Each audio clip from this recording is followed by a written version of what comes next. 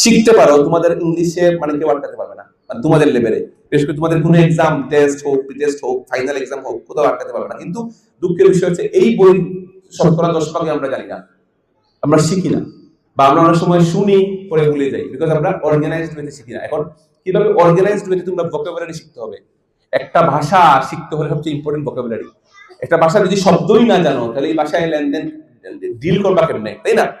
তাহলে ইংরেজি আমি যেভাবে শিখাই, বা যেভাবে বিভিন্ন বড় বড় যারা প্রফেসর আছে, যে ইংরেজি মানে শব্দার্থ কেমনে শিখতে হয় বা ভোকাবুলারি কিভাবে শিখতে হয়, ভোকাবুলারির জন্য তোমাদেরকে ভোকাবুলারি ডায়েরি মেইনটেইন করতে হবে। এই যে আজকে যারা পুরস্কার পাবা, একটা করে ডায়েরি ফ্রি পাবা। বাট বাকি সবাইকে বলবো তোমরা ভোকাবুলারি ডায়েরি, এবং টিচার যারা আছেন এখানে, ইংলিশ টিচার বিশেষ করে, আমার কথাগুলো যদি শুনেন, আমার মনে হয় যে স্টুডেন্টদের একটু লাভ হবে। তোমরা যে প্রত্যেকটা চ্যাপ্টার পড়ো না, এই চ্যাপ্টারের যে ওয়ার্ড গুলা পারবা না, সাথে সাথে তোমরা এটার অর্থ জানবা। এটা গুগল থেকে জানতে পারো, বা এই যে পেপার বেস যে বই আছে,